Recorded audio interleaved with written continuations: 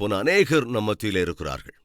அப்படி ஃபெயில் ஆனவர்கள் தயவு செய்து அந்த ஃபெயிலியருக்கு பழக்கப்பட்டு விடாதீர்கள். சில டைம்ல எதையாவது முயற்சி செய்வோம், அது ஃபெயில் ஆயிடும், மறுபடியும் ட்ரை பண்ணுவோம், மறுபடியும் ஃபெயில் ஆயிடுவோம். அந்த மாதிரி சூழ்நிலையில என்ன நினைப்போம், ஐயோ நம்ம வாழ்க்கையில எப்பவும் இப்படித்தான், என்னைக்கு பாஸ் ஆக போறோம், நம்ம தலையெழுத்து அப்படி இருக்கு, நம்ம விதி அவ்வளவுதான், நாம எதை தொட்டாலும் அதுல வெற்றியை சாதிக்கவே முடியறது கிடையாது, இதுதான் என் கர்மா. கொஞ்சம் பேர் கர்மான்னு சொல்லுவாங்க, சில பேர் தலையெழுத்துமாங்க, இன்னும் கொஞ்சம் பேர் விதின்னு சொல்லுவாங்க, தலைவிதி. இந்த நாளிலே நீ உன் வாழ்க்கையில பரிசுத்தமின்மைக்கோ அல்லது வெற்றியின்மைக்கோ அல்லது அவமானங்களுக்கோ அல்லது நிந்தைகளுக்கோ பழக்கப்பட்டு போவா என்றால் கவனி, அதே நிலையிலே நீ அப்படியே இருந்து விடுவாய், அதே ஸ்தானத்திலே நீ அப்படியே அனாதையைப் போலாகி விடுவாய். ஆனால் தேவனுடைய சித்தம் அது அல்லவே அல்ல. 40 வருடங்கள் இவங்களை கொஞ்சம் கவனிங்களேன், திக்கற்ற ஒரு வாழ்க்கை.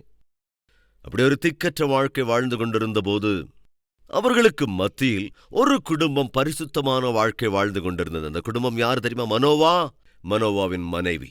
உத்தமமாய் நீதியாய் பாவிகளின் மத்தியிலே அவர்கள் பரிசுத்தமான வாழ்க்கை வாழ்ந்து கொண்டிருந்தார்கள். அது சாத்தியம். நம்மை சுற்றி இருக்கிறவர்கள் உலக பிரகாரமாக வாழ்ந்தாலும், சரீர பிரகாரமாக வாழ்ந்தாலும், மாம்ச பிரகாரமாக வாழ்ந்தாலும், சாத்தானின் பேச்சின் அடிப்படையில் வாழ்ந்தாலும் கவனிங்க, அப்படியும் கூட நீ பரிசுத்தமாக வாழ்வது சாத்தியம். சொல்லாத என் சர்க்கிள் நல்லா இல்லாததுனாலதான் நானும் நல்லவனா இல்லாம ஆயிட்டேன், சொல்லாத என்னுடைய போஸ்டிங் சரியா இல்லாததுனாலதான் பரிசுத்தமான வாழ்க்கை என்னால வாழ முடியல, சொல்லாத என்னுடைய பொசிஷன் அப்படிப்பட்டதுங்க, அங்க உண்மையா வாழ்றதுக்கு சாத்தியமே இல்லைங்க அப்படின்னு சொல்லாத.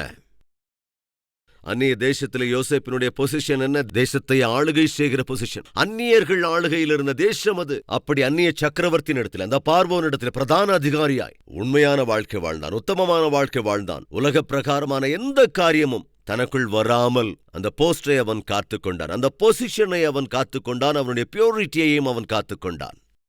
It is possible. சரி, பாயிண்ட்டுக்கு வந்துடுறேன். மனோவா உண்மையாய் உத்தமமாய் வாழ்ந்து கொண்டிருந்த போதும் கூட, ஜெபம் செய்கிறவனாய் வாழ்ந்து கொண்டிருந்த போதும் கூட, நீங்க கேட்கலாம், அவன் ஜெபம் பண்ண மாதிரி எங்க பிரதர் பைபிள்ல எழுதியிருக்கு? வாங்க, நியாயாதிபதிகள் 13வது அதிகாரம் 9வது வசனம். தேவன் மனோவாவின் சத்தத்துக்கு செவி கொடுத்தார். என்னங்க இருக்கங்க? தேவன் மனோவாவின் சத்தம் அப்படின்னா அவனுடைய ஜெபம் தானே, அதை கேட்டாரா இல்லையா? எஸ். ஜெபிக்கிற ஒருவனும் இல்லாத நாட்களிலே, ஆவிக்குரிய அக்கறை ஜனங்களுக்குள் எள்ளளவும் இல்லாத வேளையில ஒரு குடும்பம் இருந்ததுங்க, ஜெபிக்கிற ஒரு குடும்பம். நம்மை சுற்றி ஜெபிக்கிறவர்களே இல்லாத போது, பயமோ பக்தியோ இல்லாத ஒரு குடும்பத்திலே பிறக்கிற போது, நீ ஒரு ஆள் மாத்திரம் ஜெபிக்கிறவனா இருந்தா அது எவ்வளவு நல்லா இருக்கும். நீ ஒருவர் மாத்திரம் ஜெபிக்கிற ஸ்திரீயாக இருக்கும் பொழுது எவ்வளவு நன்றாக இருக்கும். எஸ், உங்க குடும்பத்துல அநேகர் ஜெபிக்கிறதே கிடையாது, தேவனை நம்புறதே இல்ல, அவங்களுக்கு விசுவாசங்கிறதே இல்ல. ஆனால் தேவன் ஏனோ உன்னை தேர்ந்தெடுத்திருக்கிறார். எதற்காக தெரிந்து கொண்டிருக்கிறார்? பரிசுத்தமாய் வாழ்வாய் என்று. எதற்காக உன்னை தெரிந்து கொண்டிருக்கிறாய்? ஜெபிக்கிறவனாயிருப்பாய் என்று எதற்காக தெரிந்து கொண்டிருக்கிறார்? ஆண்டவராகிய இயேசு கிறிஸ்துவனுடைய குணாதிசயங்கள் அந்நியர்கள் மத்தியிலே வாழ்கின்ற உன் மூலமாக அவர்களுக்கு தெரியும் என்று பேதுருக்கு எழுதின 1வது நிருபத்திலே 2வது அதிகாரத்தின் 8, 9 மற்றும் 10 வசனங்களிலே பார்க்க முடியும். அந்தகாரத்தினின்று தம்முடைய ஆச்சரியமான ஒளியினிடத்திற்கு வரவழைத்தவருடைய புண்ணியங்களை அறிவிக்கும்படிக்கு அவருடைய சொந்த ஜனமாய் தேவன் உங்களை தெரிந்து கொண்டார். சகோதரனே, சகோதரியே, உங்க ஸ்ட்ரீட்ல ஜெபிக்கிறவங்க ஒருத்தர் கூட இல்லாம இருக்கலாம், ஆனால் நீ இருந்தால் அது எவ்வளவு நல்லா இருக்கும். உன்னோட ஆபீஸ்ல ஜெபம் பண்றவங்க யாருமே இல்லாம இருக்கலாம், ஆனால் ஜெபிக்கிறவனாய் நீ இருந்தால் எவ்வளவு நல்லா இருக்கும். நீ இருக்கிற சர்க்கிள்ல பரிசுத்தமான வாழ்க்கை வாழ்கிற ஒருவர் கூட இல்லாமல் இருக்கலாம், ஆனால் பரிசுத்தமாக வாழ்கிற வாழ்க்கை உடைய ஒரு நபராக நீ இருந்தால் அது எவ்வளவு நலமாக இருக்கும். உன்னோடு கூட இருக்கிற உன்னுடைய ஃப்ரெண்ட்ஸ் சர்க்கிள்ல, நீ படிக்கிற உன் கூட இருக்கிற அந்த ஃப்ரெண்ட்ஸ் சர்க்கிள்ல வாலிப பருவத்தை இஷ்டம் போல கழிக்க வேண்டும், வாலிப பருவத்தில் ஜாலி பண்ண வேண்டும் என்று நினைக்கிற அந்த சர்க்கிள்ல நீ பரிசுத்தவானாய் ஜெபம் செய்கிற நபராய் இருந்தால் அது எவ்வளவு நலமாக இருக்கும். அந்த இஸ்ரவேல் ஜனங்களை தேவன் பார்த்தபோது, அடிமைகளாக வாழ்ந்து கொண்டிருந்த அவர்களை தேவன் பார்த்தபோது, ஒரு குடும்பம் அங்கே இருந்தது, உண்மையாய் வாழ்கின்ற ஒரு குடும்பம். ஆனால் விசித்திரம் என்னவென்றால், அந்த குடும்பத்திலே உண்மையாக வாழ்ந்தாலும், ஆவிக்குரிய வாழ்க்கை வாழ்ந்து கொண்டிருந்தாலும், ஜெபிக்கிறவர்களாய் இருந்தபோதும் கூட அந்த குடும்பத்துல கஷ்டம் இருந்தது, அநேக பிரச்சனைகள் இருந்தது. இன்னொரு முறை கூட நான் ஞாபகப்படுத்துகிறேன், நீ ஒரு உத்தமமான வாழ்க்கை வாழலாம், நீதியுள்ள வாழ்க்கை வாழ்ந்து கொண்டிருக்கலாம், பரிசுத்தமான வாழ்க்கை வாழ்ந்து கொண்டிருக்கலாம், உன் சாட்சியை காத்து கொண்டிருக்கலாம், உன் வீட்டிலோ அல்லது வீட்டுக்கு வெளியிலோ நீ எங்கே இருந்தாலும் அந்த இடத்துல உன்னை நீ தேவனுடைய செட்டைகளுக்குள்ளாக பாதுகாப்பாய் வைத்திருக்கிற நபராக, தேவனுடைய செட்டைக்குள்ளாக இருக்கிற நபராக இருக்கலாம். ஆனாலும் கூட பிரச்சனைகள் இருக்கு, கஷ்டங்கள் இருக்கு, கண்ணீர் இருக்கு, கவலைகள் இருக்கு. இந்த ஆவிக்குரிய வாழ்க்கையில, இந்த ஆவிக்குரிய பிரயாணத்தில நாம் கவனமாய் பார்ப்போம் என்றால், ஆபிரகாம் தேவனுடைய சத்தத்தை கேட்டு தன் தகப்பன் வீட்டையும் தன் தகப்பனையும் தன்னுடைய இனத்தாரையும் தன்னுடைய எல்லா பழக்க வழக்கங்களையும் தன் அன்பாய் நேசித்த பேரண்ட்ஸையும் விட்டு விலகி வந்ததற்கு பிறகு அவன் எதையெல்லாம் எதிர்கொண்டான் கவனிங்க. பூச்செண்டுகளை பிடித்து வரவேற்ற ஜனங்களை அல்ல. அவன் எதை எதிர்கொண்டான் என்றால் மிகவும் பயங்கரமான பஞ்சத்தை. ஆதியாகமம் 12வது அதிகாரத்தின் முதல் வசனத்தில் நாம் பார்க்க முடியும். என்ன? தேவனுடைய சித்தத்துக்கு கீழ்ப்படிந்து ஆபிரகாம் தன்னுடைய எல்லாவற்றையும் விட்டு பிரிந்து தேவனை விசுவாசித்து அவன் பிரயாணம் பண்ணி வந்து அவன் ஒரு இடத்திற்கு வந்து பலிபீடங்களை கட்டி அங்கே தேவனை பணிந்து கொண்டதற்கு பிறகு என்ன நடந்தது? ஆதியாகமம் 12வது அதிகாரம் 8 மற்றும் 9வது வசனங்கள். அவன் அவ்விடம் விட்டு பெயர்ந்து பெத்தேலுக்கு கிழக்கே இருக்கும் மலைக்கு போய், பெத்தேல் தனக்கு மேற்காகவும் ஆயி கிழக்காகவும் இருக்க கூடாரம் போட்டு, அங்கே கர்த்தருக்கு ஒரு பலிபீடத்தை கட்டி கர்த்தருடைய நாமத்தை தொழுது கொண்டான். முதல் தடவையாக பலிபீடத்தை கட்டி ஆபிரகாம் தேவனை பணிந்து கொள்கிறான். ஐயா, உம்முடைய வார்த்தையை நம்பி நான் வந்துவிட்டேன். எல்லாவற்றையும் உதறி தள்ளிவிட்டு நீர் காண்பித்தபடி நான் வந்து சேர்ந்து விட்டேன். உம்மை தவிர வேறு எனக்கு எந்த திக்கும் இல்லை. நீர்தான் எனக்கு ஆதாரம், நீர்தான் எனக்கு எல்லாம். இப்படி என்னவெல்லாம் ஜெபித்தாரோ நமக்கு தெரியாதுங்க. ஆனால் ஜெபித்தான். 10வது வசனம். அத்தேசத்துல, நல்லா கவனிங்க என்ன நடக்குதுன்னு. அத்தேசத்துல என்ன நடக்குது? அந்த தேசத்துல பஞ்சம் உண்டாயிற்று. இன்னொரு விதமா சொல்றேன் கவனிங்க. இந்த 12வது அதிகாரம் நாம் வாசிக்கிறோம் அல்லவா? 12வது அதிகாரம் இந்த காலத்துக்கும் ஆதாம் சிருஷ்டிக்கப்பட்ட காலத்துக்கும் மத்தியில இந்த 100 வருஷமோ 200 வருஷமோ இல்லைங்க, சுமார் 2000 வருடங்கள் கடந்து விட்டது. எத்தனை வருஷங்கள்ங்க? 2000 வருடங்கள் ஆதாமுக்கு அப்புறம் கடந்திருக்கு. இந்த 2000 வருடங்களில எந்த ஒரு இடத்துலையும் உங்களால பார்க்கவே முடியாது பஞ்சம் வந்தது என்று. பைபிள்ல நாம பார்க்கிற முதல் பஞ்சம் என்பது இதுதான். அது கூட எப்படி வந்தது, அது கூட எந்த இடத்துல வந்தது, எங்க வந்தது அப்படின்னா, ஒரு அற்புதமான நீதிமான் வாழ்கிற பகுதியில தாங்க வந்தது. தேவனுடைய வார்த்தைக்கு செவிசாய்த்து அவருடைய சித்தத்தை செய்ய வேண்டும் என்று தீர்மானம் எடுத்து அடிமேல் அடி வைத்து போய்க் கொண்டிருக்கிற அந்த நபருடைய வாழ்க்கையில வருது. நான் சொல்றது புரியுதா? நீ நீதியா உண்மையா உத்தமமா வாழ்வதனால் மாத்திரம் எனக்கு எந்த கஷ்டமும் இருக்காது, எந்த பாடுகளும் வராது அப்படின்னு நினைக்காதீங்க. இன்னும் புரியுற மாதிரி சொல்றேன். ஒருவேளை இந்த கத்திரிக்காய், அம்மா சிஸ்டர்ஸ் கொஞ்சம் கவனிங்க, நீங்க இந்த கத்திரிக்காய் அறுத்துக்கிட்டு இருக்கீங்கன்னு வச்சுக்கலாமே. கத்திரிக்காய் சாம்பார் வைக்கிறதுக்காக அதை அரிஞ்சுக்கிட்டு இருக்கீங்க. எந்த கத்திரிக்காய் மேல கத்தி படுதோ, எந்த கத்திரிக்காய் மேல கத்தி, அதாவது நைஃப், எந்த காயை கடகடன்னு விட்டு சொல்லுங்க, அழுகி போன காயையா அல்லது நல்லா ஃப்ரெஷ்ஷா இருக்கிற கத்திரிக்காயா? சொல்லுங்களேன். எந்த காய உங்க கத்தி கட் பண்ணும் சொல்லுங்க. சகோதரிகளில் கொஞ்சம் பேர் என்ன பார்க்குறீங்கன்னா, அந்த மாதிரி கேள்வி என்கிட்ட கேட்காதீங்க. எங்கள் வீட்டுக்காரங்க இருக்காரு, அதெல்லாம் அவர் தான் பார்த்துக்கிறாரு. அப்போ நீங்கள் என்ன பண்ணுறீங்க? நான் டேஸ்ட் பண்ணுவேன். வீட்டில் அவர் சமையல் பண்ணுவார், நீங்கள் டேஸ்ட் பண்ணுவீங்க. சில டைம் சகோதரர்களை காலையில் பார்க்குறப்ப பொதுவாக நான் எப்படி கேட்பேன்னா, சிரிச்சுட்டே கேட்பேன், அதாவது டிஃபன் பண்ணியா அப்படின்னு கேட்பேன். நம்ம பசங்க அப்படியே இருப்பாங்க. ஏன்னா நான் என்ன கேட்டேன்? டிஃபன் பண்ணினியா அப்படின்னு கேட்டா என்ன அர்த்தம்னு சொல்லுங்களேன். சிஸ்டர்ஸ், உங்களுக்கு என்ன புரிஞ்சுது? பிரதர்ஸ், உங்களுக்கு என்ன புரிஞ்சுது? டிஃபன் பண்ணினியா அப்படின்னா டிஃபன் பண்ணிட்டியான்னு இது இல்லை. டிஃபனு, பார்த்தீங்களா, கரெக்டாக சொல்கிறார். நம்ம சகோதரர்களுக்கு நல்லா தெரியும். டிஃபன் பண்ணியான்னு கேட்டா டிஃபன் சாப்பிட்டுட்டியான்னு இல்லை, டிஃபன் பண்ணினியான்னு. இன்னைக்கு அநேக குடும்பங்கள்ல அதுதான் நடக்குது இல்லையா? ஸோ புரியுற மாதிரி சொல்கிறேன். தக்காளி ரசம் வைக்கணும்னு நீங்கள் நினைக்கும் போது நீங்கள் எந்த மாதிரி தக்காளியை யூஸ் பண்ணுவீங்க? வாடி கிடக்கிற தக்காளிவா? கிரேப் ஜூஸ் பிடிக்கணும்னா நீங்கள் எப்பேற்பட்ட கிரேப்ஸை யூஸ் பண்ணுவீங்க? கெட்டுப்போன அழுகி போன திராட்சையை எடுத்தா நீங்க அதை வச்சு ஜூஸ் போடுவீங்க? இல்லல்ல.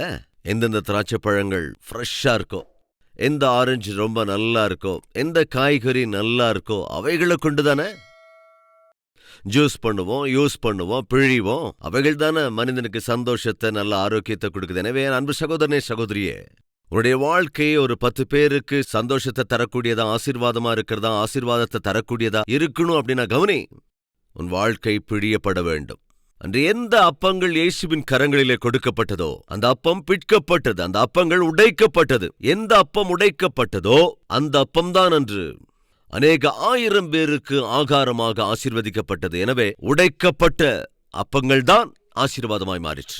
ஆண்டவர் கரத்துக்குள் நீ வருவாய் என்றால் அவர் உன்னை நொறுக்குவார். நொறுக்கப்படும் போதுதான் ஆசீர்வாதங்களை அவர் உனக்கு அருளுகிறார் என்ற அர்த்தம். இந்த நாளிலும் யாராவது நான் நீதியா வாழ்றேன், உத்தமமா வாழ்றேன், ஆண்டவருடைய சித்தத்தின்படி தான் வாழ்ந்துகிட்டு இருக்கேன், ஆனாலும் ஏனோ எனக்கு எல்லா கஷ்டங்களும் இருக்கு, ஏன் இந்த சிரமங்கள், ஏன் இந்த சுகவீனங்கள் எல்லாம் வருது, ஏன் இந்த ஆபத்துக்கள் வருது, ஏன் இந்த மாதிரி திடீர்னு பொருளாதார சிக்கல்கள்லாம் வருது, ஏன் வருது? கட்டாயம் வரும். ஏனென்றால் தேவனின் விசுவாசத்தை பரிசீலிக்கிறார், தேவனின் விசுவாசத்தை பரீட்சிக்கிறார். அப்படி தேவன் உன்னை பரீட்சித்ததற்கு பிறகு தம்முடைய பிரத்யேகமான ஆசீர்வாதங்களை உனக்கு அருளி செய்வார். அதில் சந்தேகமே இல்லை.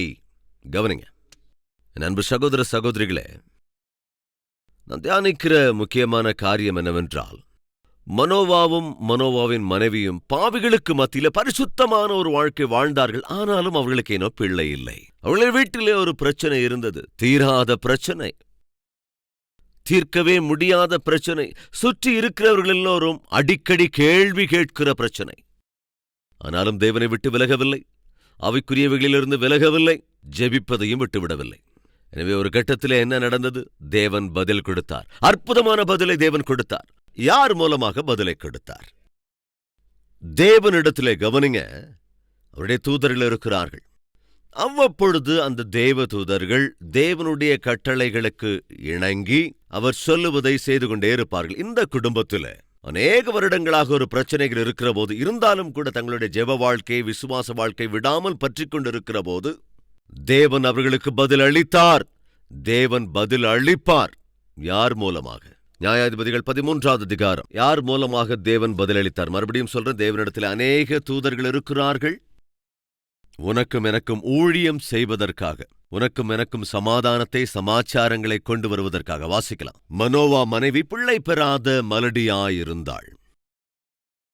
கர்த்தருடைய தூதரானவர் அந்த ஸ்திரீக்கு தரிசனமாகி அவளை நோக்கி, இதோ பிள்ளை பெறாத மலடியான நீ கர்ப்பம் தரித்து ஒரு குமாரனை பெறுவாய். சுக செய்தியை, சுவிசேஷத்தை கொண்டு வருவார்கள்.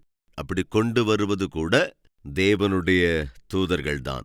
தேவனுடைய தூதர்கள் உன் பிரச்சனைகளுக்கான தீர்வை தருவார்களா? எஸ். தேவ தூதர்கள் உனக்கு உதவி செய்வார்களா? எஸ். தேவ தூதர்கள் செய்தியை கொண்டு வருவார்களா? எஸ். தேவ தூதர்கள் சகாயம் செய்வார்களா? எஸ். தேவதூதர்கள் சந்தோஷகரமான செய்தியை சொல்வார்களா? எஸ். எப்பொழுது? நீ ஒரு தனித்துவமான வாழ்க்கை வாழ்கிற போது, நீ பரிசுத்தமான வாழ்க்கை வாழ்கிற போது, பாவிகள் வாழ்கின்ற பாவம் நிறைந்த உலகில ஆண்டவருடைய பிள்ளையாய் நீ வாழ்கிற போது கட்டாயம் அவர்கள் வந்து உனக்கு சந்தோஷத்தை கொடுக்கக்கூடிய சுவிசேஷத்தை அறிவிப்பார்கள். அது தேவதூதன் வந்து, நீ பிள்ளை பெறாத மலடியாயிருக்கிறாய், ஆனால் என்ன சொல்றான்? நீ கர்ப்பவதியாகி ஒரு குமாரனை பெறுவாய். எனவே நீ ஜாக்கிரதையாயிருக்க வேண்டும். குமாரனை பெறுவாய், ஒரு குமாரனை பெறுவாய்.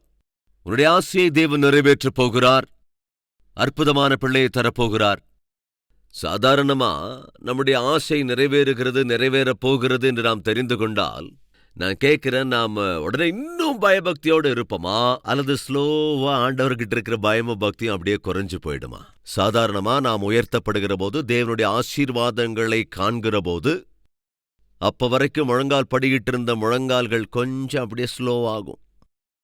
அது வரைக்கும் சிந்திக்கிட்டிருந்த கண்ணீர் கூட கொஞ்சம் அப்படியே குறைவுபடும். அது வரைக்கும் தேவன் மீது இருந்த பக்தியும் பயமும் கொஞ்சம் கொஞ்சமா குறைய ஆரம்பிக்கும். ஏன்னா தேவையான பதில் தான் கிடைச்சிருச்சே. நீ வீட்டுக்குள்ள வரும்போது உன் கையில சாக்லேட்ஸ் இருந்தா உன் பையன் வேகமா வந்து கட்டி பிடிச்சுக்கிட்டு டேடி டேடி அப்படின்லாம் கொஞ்சுவான். அது எவ்வளவு நேரம்? நீங்க சாக்லேட் அவன் கையில கொடுக்குற வரைக்கும். அதே சாக்லேட் அவன் கைக்கு போயிடுச்சுன்னா ஸ்லோவா ஸ்லோவா ஸ்லோவா அவன் உங்களை விட்டு விலக முயற்சி செய்வான். காரணம் என்னன்னா, அவன் சின்ன பிள்ளை. அவனுடைய மனோபாவம் சிறுபிள்ளைக்குரிய மனோபாவம். இங்கிலீஷ்ல சொல்லுவோம் இல்லையா, சைல்டிஷ்னஸ் அப்படின்னு. உண்மையிலே அந்த சமயத்துல அவன் ஆசைப்படுறது தந்தையுடைய அன்பை இல்ல, தந்தைகிட்ட இருக்கிற சாக்லேட். அவன் எதிர்பார்க்கறது கிவர் இல்ல, அவன் எதிர்பார்க்கறது கிஃப்ட். இந்த கிஃப்டுக்காக மாத்திரம் எதிர்பார்க்கிற குணம் என்பது சாதாரணமா டீனேஜ் வரைக்கும் இருக்கும் அப்படின்னு தான் நினைக்கிறேன். பிள்ளைகளுக்கு தேவையானது உண்மையில பேரண்ட்ஸோட அன்பு இல்லை. பிள்ளைகளுக்கு தேவையானது அவங்க விரும்புறத கொடுக்கிற பேரண்ட்ஸ் தான். அவங்க ஆசைப்படுறத வாங்கி கொடுத்தா நல்ல பேரண்ட்ஸ். ஒருவேளை அதை வாங்கி கொடுக்கலன்னா மோசமான பேரண்ட்ஸ். எப்ப வரைக்கும் இப்படி நினைப்பாங்க? ஒரு பக்குவத்துக்கு வர்றது வரைக்கும், மெச்சூரிட்டிக்கு வர்ற வரைக்கும் தான். ஆனால் ஒரு நாளைக்கு அவங்க புரிஞ்சுக்குவாங்க, எனக்கு தேவையானது கிஃப்ட் இல்லை, தேவையானது கிவர். எனக்கு தேவை என்பது டேடியோ மம்மியோ கொடுக்கிற பாக்கெட் மணி இல்லை, அவங்களுடைய அன்பு தான் ரொம்ப பெரியது. அவங்களுடைய நேரம் விலையேற பெற்றது. அவங்களுடைய அன்பு பாச நேசம் தான் பெரியது. இதெல்லாம் எப்ப தெரிஞ்சுக்குவாங்க? ஒரு பக்குவத்தை அடைகிற போது. தயவு செஞ்சு கவனிங்க, இவங்க தங்களுடைய வாழ்க்கையில ஆசீர்வாதத்தை காணாத போதும் கூட ஆவிக்குரிய வாழ்க்கையை காத்துக்கொண்டார்கள். அப்படி ஆவிக்குரிய வாழ்க்கையிலே நிலைத்து நின்ற பொழுது அவர்கள் வாழ்க்கையிலே இருந்த குறையை களைவதற்கு, அவருடைய கண்ணீரை துடைப்பதற்கு தேவன் யாரை அனுப்பி வைக்கிறார்? தம்முடைய தூதனைத்தான் அனுப்பினார். அந்த தூதனானவர் வந்து அந்த நற்செய்தியை அறிவித்தார். சந்தோஷகரமான செய்தியை அறிவித்தார். நீ பிள்ளை பெறாத, அநேக நாட்களாய் பிள்ளை இல்லாத மலடியாக இருந்தாய், ஆனால் இப்பொழுது ஒரு சந்தோஷமான செய்தி. நீ கர்ப்பவதியாகி ஒரு குமாரனை பெறப்போகிறாய். குமாரனை பெறப்போகிறாய், ஆசீர்வாதத்தை பெறப்போகிறார். கவனிங்க சகோதர சகோதரிகளே, ஒருவேளை தேவன் உனக்கு ஒரு வாக்கு பண்ணி உன் கண்ணீரை துடைக்கப் போகிறேன் என்று சொல்வார் என்றால், உனக்கு ஒரு நல்ல வேலையை தருவேன் என்று வாக்கு பண்ணினால், கற்ப பலனை தருவேன் என்று வாக்கு பண்ணினால், உன்னுடைய சூழ்நிலைகளை மாற்றுகிறேன், உன்னுடைய அவமானங்களை மாற்றுகிறேன், உன்னுடைய நிந்தைகளை மாற்றுகிறேன், நல்ல வாழ்க்கையை தரப்போகிறேன் என்றால் தயவு செஞ்சு கவனி. அப்ப நீ இன்னும் ரொம்ப ஜாக்கிரதையா வாழணும். ஏனென்றால் அந்த வாக்கு தத்தத்தை தேவன் உனக்கு அருளுகிற போது அவற்றை ஏற்றுக்கொள்ளுகிற நிலைமையில் இருக்க வேண்டும். வாசிக்கலாம். ஆதலால் நீ ஜாக்கிரதையாயிரு. தேவன் உனக்கு வாக்கு பண்ணியிருக்கிறார், உன் கண்ணீரை துடைக்கப் போகிறார், உன் அவமானங்களை அகற்றப் போகிறார். ஆதலால் சகோதரனே கவனி, சகோதரியே கவனி, தொடர்ந்து வாசிக்கலாம். தேவன் இதை கொண்டு உன்னோடுதான் பேசுகிறாரோ என்னவோ. உன் கண்ணீரை நான் துடைக்கப் போகிறேன், உன் அவமானங்களை அகற்றப் போகிறேன், உன்னை நான் சுஸ்தப்படுத்தப் போகிறேன், உனக்கு ஒரு நல்ல எதிர்காலத்தை தரப்போகிறேன், உன் ஜெப விண்ணப்பத்தை கேட்டு நல்ல பதிலை தரப்போகிறேன். ஆதலால் நீ எச்சரிக்கையாயிருக்கணும். நீ திராட்சரசமும் மதுபானமும் குடியாதபடிக்கும், தீட்டானது ஒன்றும் புசியாதபடிக்கும் எச்சரிக்கையாயிரு. உன்னுடைய சரீரத்தை பரிசுத்த குலைச்சலாக்காதே. தீட்டான எதுவும் உன் வாழ்க்கையிலே நடக்க இடம் கொடுக்காதே. ஏனென்றால் நான் தரப்போகிற பரிசுத்தமான வெகுமதி, நான் கொடுக்கப் போகிற பிரத்யேகமான வெகுமதி, நான் உண்மையான அன்போடு தருகிற அந்த வெகுமதி நீ முழுமையாய் அனுபவிக்க வேண்டுமென்றால், ஏற்றுக்கொள்ள வேண்டுமென்றால், பெற்றுக்கொள்ள வேண்டுமென்றால் அதற்கேற்ற ஆவிக்குரிய வாழ்க்கை உனக்கு இருக்க வேண்டும். நான் உன்னை உயர்த்தப் போகிறேன், ஆசீர்வதிக்கப் போகின்றேன். அப்படி ஆசீர்வதிக்கிற வேளை வருகிற போது அதை பெற்றுக்கொள்ளுகிற நிலைமையில் இருக்க வேண்டும். பெற்றுக்கொள்ளுகிற அந்த ஸ்தானம்தான் நல்ல ஆவிக்குரிய ஸ்தானம், பரிசுத்தத்தோடு இருக்கிற ஸ்தானம். உனக்கு பிள்ளையை தருகிற, ஆனால் ஒரு கண்டிஷன் என்ன? நீ பரிசுத்தமாய் வாழ வேண்டும். அன்பு சகோதரனே சகோதரியே, தேவன் தம்முடைய தூதனானவரை அனுப்பி தேவன் தருகிற ஒரு அற்புதமான செய்தி அல்லது அந்த நற்செய்தி என்னவென்றால், நான் உன்னுடைய கஷ்டங்களை அகற்றப் போகிறேன், உன்னுடைய கண்ணீரை துடைக்கப் போகிறேன், உன்னுடைய அவமானங்களை மாற்றப் போகிறேன். ஆனால் ஜாக்கிரதையா கவனி, நீ பரிசுத்தமாய் வாழ வேண்டும். ஒருவேளை இந்த தேவன் உன்னோடுதான் இந்த வார்த்தையை பேசுகிறாரோ என்னவோ, ஜாக்கிரதையாயிரு. இஷ்டம் போல வாழ்ந்து விடாதே, இஷ்டம் போல பேசிக்கொண்டிராதே, இஷ்டம் போல நடந்து கொண்டு இராதே, மனம் போற போக்கிலே போய்விடாதே. உன் இஷ்டம் போல நீ வாழ்ந்து கொண்டிருக்கலாம், இஷ்டம் போல யோசித்துக் கொண்டிருக்கலாம். வேண்டாம், எச்சரிக்கையோடு வாழ வேண்டும். ஏனென்றால் உன்னுடைய வாழ்க்கையை உயர்த்தப் போகிறேன். பரிசுத்தமில்லாத எதுவுமே உன் எல்லைக்குள் கூட வரக்கூடாது. ஏனென்றால் உன்னை நான் உயர்த்தப் போகிறேன். நீ யோகித்ததைக் காட்டிலும், நீ சிந்தித்ததைக் காட்டிலும் அற்புதமான காரியங்களை உன் வாழ்க்கையில நான் செய்யப் போகிறேன். தேவன் சொல்லுவதை எத்தனை பேர் விசுவாசிக்கிறீர்கள்? விசுவாசிக்கிறவர்கள் இன்றே உங்களுடைய வாழ்க்கையில ஒரு தீர்மானம் எடுத்துக்குவீங்களா? ஆண்டவரே, நீர் விரும்புகிறபடி நான் கவனமாய் வாழ்கிறேன், பரிசுத்தமாக வாழ்வேன் என்போர் ஜெபத்தில் ஒருமனப்படுகிறீர்களா? Let us pray. எல்லோரும் தலைகளை தாழ்த்தி தேவனை மாத்திரம் நோக்கி பார்க்கலாம்.